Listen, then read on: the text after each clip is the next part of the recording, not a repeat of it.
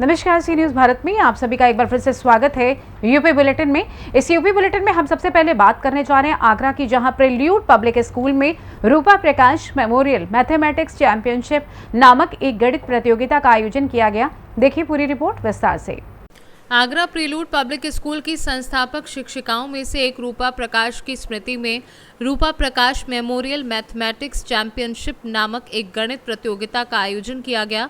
प्रतियोगिता में आगरा शहर के 19 विद्यालयों से कक्षा 11वीं व 12वीं के 38 छात्र छात्राओं ने प्रतिभाग किया।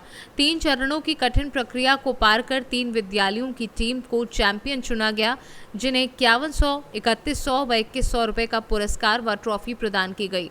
निदेशक डॉक्टर सुशील गुप्ता ने विजेताओं को शुभकामनाएं देते हुए कहा कि जीवन में हार और जीत नहीं, वरन प्रतिभागिता ज़्यादा महत्वपूर्ण है। डॉक्टर सुशील गुप्ता, निदेशक प्रिल्यूड पब्लिक स्कूल।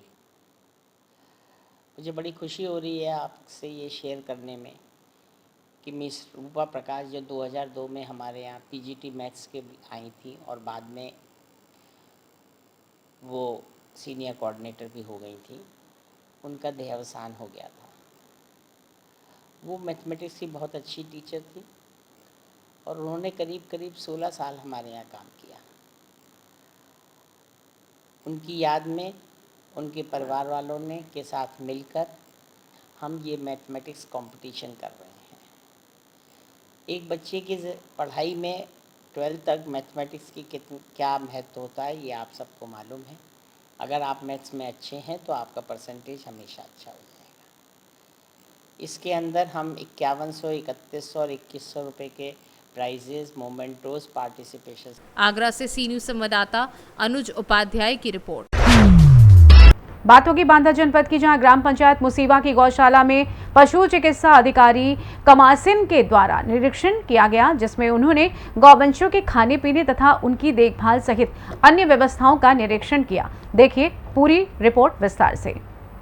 बांदा जनपद के कमासिन ब्लॉक अंतर्गत ग्राम पंचायत मुसीवा की गौशाला का पशु चिकित्सा अधिकारी कमासिन के द्वारा निरीक्षण किया गया, जिसमें उन्होंने बताया कि गौवंशों के खाने पीने तथा उनकी देखभाल सहित अन्य व्यवस्थाओं का निरीक्षण किया गया। इस दौरान ग्राम प्रधान रणजीत यादव ने सचिव अमित सिंह व मुख्य पशु चिकित्सा अधिकारी कमासिन डॉक्टर कमलेश सिंह की उपस्थिति में गौशाला में गायों का माल्यार्पण कर उनकी पूजा अर्चना की तथा गुड़ इत्यादि खिलाया। वहीं पशु चिकित्सा अधिकारी द्वारा गौशाला का निरीक्षण किया तथा कुछ बीमार गौवंशों का उपचार कर गौ सेवकों को उनकी देखभाल व अन्य व्यवस्थाओं को बेहतर बनाए रखने के निर्देश दिए तथा गौवंशों की देखरेख में किसी भी प्रकार की लापरवाही न करने की सख्त हिदायत दी। वहीं इस संबंध में पशु चिकित्सा अधिकारी व प्रधान का क्या कुछ कहना है, आप भी सुनिए। गौशाला में किस प्रकार कार्यक्रम रखा गया था? यहाँ पे कार्यक्रम आज गौों के लिए गुड़ और माल्यार्पण का कार्यक्रम था। उसमें हमारे डॉक्टर साहब ब्लॉक के सचिव सब लोग आए थे।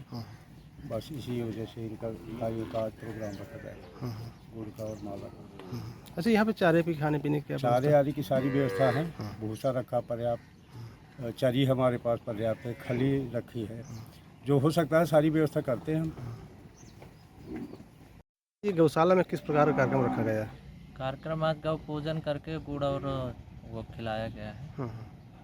और ये 3-4 दिन पहले एक समस्या यहाँ पे गौरक्षा वाले देखे थे, तो उसी को संज्ञान में लेके वीडियो खंड विकास अधिकारी द्वारा भी यहाँ पर विजिट की गई थी। उनको कोई ऐसी समस्या समझ में नहीं आई थी और आज फिर से ये प्रोग्राम किया गया, तो मैं भी आ गया। आज क्या क्या निरीक्षण किया गया? क्या निरीक्षण आज जो बीमार थे उनकी दवा भी कल भी फ़ोन आया था, तो कल दवा कराई गई थी, इनका इलाज भी हुआ था। आज भी देखना था और प्लस ये प्रोग्राम था, तो पानी की, दाना की सब पर्याप्त व्यवस्था है। हरे चारे की भी व्यवस्था है, चरी ले रखा है प्रधान जी ने, तो कतरवा कर भूसा के साथ मिला के डलवाया जा रहा है। तो ऐसी कोई समस्या यहाँ पर भरण पोषण की नहीं मुझे समझ आई, न पानी की कोई व्यवस्था है। बांदा से सी न्यूज़ संवाददाता राम कृपाल यादव की रिपोर्ट। ले चलेंगे आपको जनपद बरेली में, जहां बिथरी थाना क्षेत्र के तैयतपुर में आज सुबह मिट्टी की ढांग गिरने से 2 किशोरों की मौत हो गई। इसके बाद से गांव में हड़कंप मच गया। क्या है पूरा मामला, जानते हैं विस्तार से। जनपद बरेली बिथरी थाना क्षेत्र के तैयतपुर में आज सुबह मिट्टी की ढांग गिरने से 2 किशोर की मौत हो गई। सुबह 9 बजे के तैयतपुर के रहने वाले मोहित और रवि साल दिवाली के त्योहार के मद्देनजर मिट्टी लेने गए थे। इसी दौरान मिट्टी खोदते समय ढांग गिर गई और दोनों किशोर मिट्टी में दब गए और दोनों किशोरों की मौत हो गई। गांव वालों को जानकारी होते ही दोनों किशोरों को ढांग से निकाला और स्थानीय डॉक्टर के पास ले गए, जहां डॉक्टर ने दोनों किशोरों को देखते हुए मृत घोषित कर दिया। इसके बाद गांव में हड़कंप मच गया। सूचना पर पहुंची बिथरी पुलिस ने दोनों शवों को कब्जे में लेकर पोस्टमार्टम के लिए भेज दिया है। मिट्टी ले। क्या नाम है आपका? माला। आपका कौन है? भाई लग। क्या नाम है इसका? मोहित। कहाँ के रहने वाले हैं? तैयतपुर हम लोग रहते हैं और ये जिला पूर्वी फतेहगंज के मुड़िया जान क्या ऐसा कुछ गाँव है, वहाँ का रहने वाला है। क्या हुआ था आज? ये सुबह मिट्टी लेने गया था, उसी के नीचे दब गए 2 बच्चे। कौन कौन दबा? एक वो गांव का लड़का था, वो ये मोहित। उसका नाम रवि है? हाँ, उसका नाम रवि इसका होगा। क्या नाम है? इसका मोहित नाम है। कैसे दब गया? क्या करने गया था? मिट्टी लेने गया था सर। फिर क्या, जैसे ये मिट्टी लेने गया तभी वहाँ गया होगा, अंदर चला गया होगा, तभी ये दब गया अचानक। मिट्टी गिर गई? जी जी, दोनों लोग दब गए? दोनों ही दब गए थे। हम जब तक पहुँचे तब तक गांव वाले निकलवा के लेके गए हॉस्पिटल।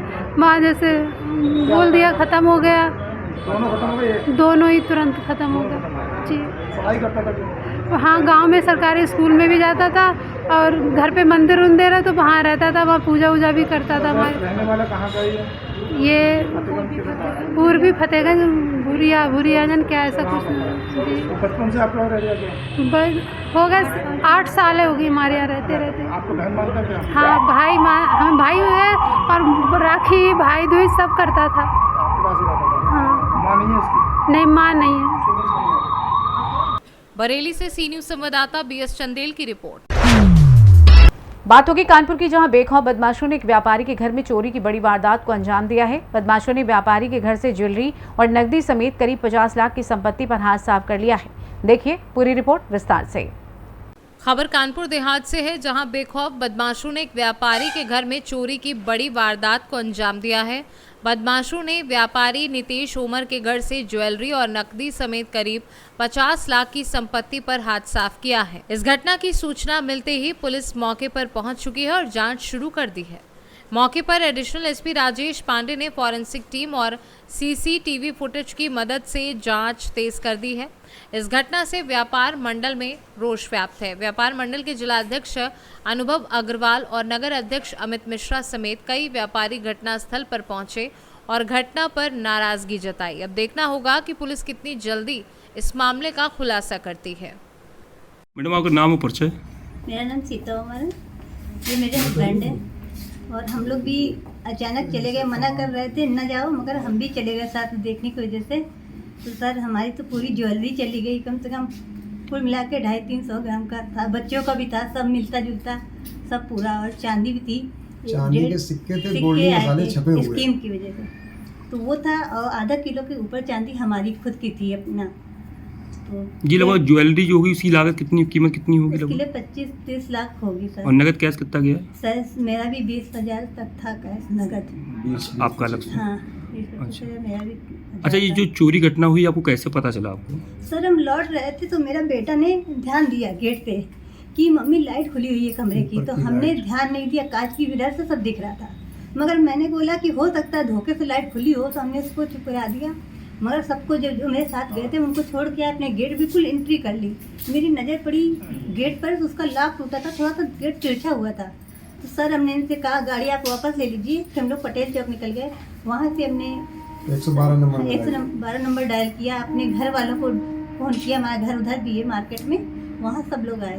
सर आज जैसे कि आज चोरी घटना के दौरान में जानकारी मिलने पर पुलिस के अधिकारी मौके पे आ जाए हुए हाँ थे। सर, तुरंत आ गए, तो हम लोग उन्हीं के साथ एंट्री किया, पहले तो कुछ भी नहीं किया। घर पे जब भी आए, जब वो पुलिस आ गई साथ में। सर आपका नाम और परिचय? मेरा नाम अनुभव अग्रवाल है, जिलाध्यक्ष हूँ उद्योग व्यापार मंडल कानपुर देहात का। सर, आज कान्हा एजेंसी में एक चोरी घटना हुई है, क्या कहना चाहेंगे आप? कान्हा एजेंसी एक बहुत बड़ी चोरी उपराया में एक व्यापारी की यहाँ हुई है। ये बहुत दुखद घटना है। सुबह से पुलिस के आला अधिकारी आकर इस घटना की जांच कर रहे हैं। हम लोग भी सब लोग यहाँ पर हैं। पुलिस ने 3 से 4 दिन का समय मांगा है घटना के वर्कआउट के लिए। आशा करते हैं 3 से 4 दिन में घटना का वर्कआउट होगा, जिससे व्यापारियों का विश्वास पुलिस के प्रति बढ़े और उनके अंदर सुरक्षा की भावना आए। सर, आपका नाम और परिचय? हमारा नाम नितेश कुमार गुप्ता है। कहाँ के रहने वाले हैं? हम यहीं पुखराए के रहने वाले हैं। अच्छा, जो आज आपके घर में एक चोरी घटना हुई है, क्या मामला हुआ, कैसे घटना हुई है? भैया हुआ ये कि हमारे मित्र की तबीयत खराब थी, तो उसको कल डॉक्टर ने जवाब दे दिया था।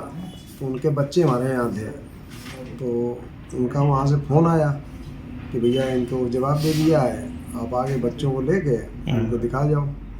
तो हम निकल गए थे मार्केट अपने बिजनेस के लिए, लेकिन हम फिर वहीं से वापसी मारा हमने गाड़ी निकाली। गाड़ी निकाल के बच्चों को लिया और हम भी बैठे। हमारे एक अकाउंटेंट साहब थे हमारे साथ, और एक हमारा वो बिजली वाला अमित गुप्ता वो भी थे साथ में। हम लोग करीब हमारे बच्चे और सब लोग हम लोग यहाँ से निकल गए 7 बजे। सर, आज पुखराया में एक चोरी जैसी घटना हुई है, क्या मामला है सर? थाना भोगनीपुर के कस्बा पुखराया में एक मोहल्ला पड़ता है दलेल नगर।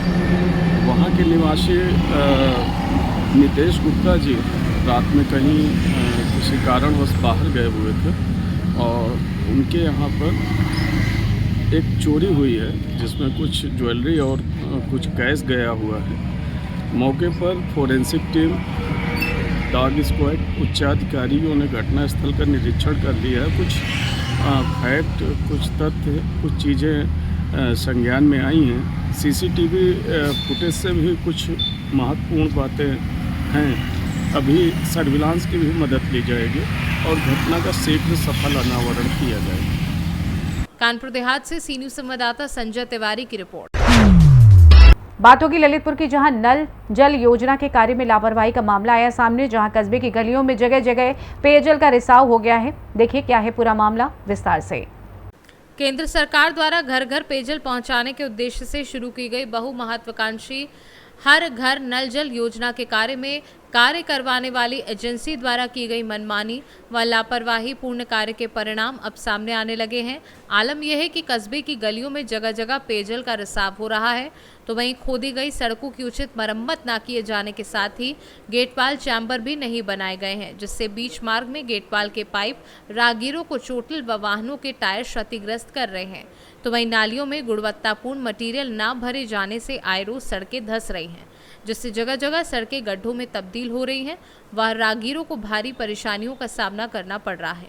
ग्रामीणों द्वारा उक्त कार्य की शिकायतें करने के बावजूद भी उचित कार्यवाही न होने से शासन प्रशासन के प्रति रोष व्याप्त होता जा रहा है। ललितपुर से सी न्यूज़ संवाददाता राकेश वैद की रिपोर्ट। बात होगी सोनभद्र की, जहां उप मुख्यमंत्री का हेलीकॉप्टर द्वारा दुद्धी में आगमन किया गया। पूरी रिपोर्ट दिखाते हैं आपको विस्तार से। खबर सोनभद्र से है, जहां उप मुख्यमंत्री केशव प्रसाद मौर्य पहुंचे और उप मुख्यमंत्री के हेलीकॉप्टर का आगमन दुद्धी में हो चुका है। दुद्धी में भव्य स्वागत हुआ। गढ़वा झारखंड के लिए प्रस्थान कर लिया है। गोसाईबाग मैदान नगर उटारी गढ़वा झारखंड विधानसभा के भवनाथपुर कार्यक्रम में प्रतिभाग करेंगे। इसके बाद अपराह्न विभागीय अधिकारियों के साथ दुद्धी में बैठक करेंगे और अपराह्न 4 बजे दुद्धी हेलीपैड से अपने गंतव्य के लिए रवाना होंगे। सोनभद्र से सी न्यूज़ संवाददाता कुमधा चौधरी की रिपोर्ट। फिलहाल इस खास बुलेटिन में बस इतना ही। देश दुनिया की तमाम खबरों को जानने के लिए आप देखते रहिए सी न्यूज़ भारत। हर खबर आपके साथ, आपके हाथ।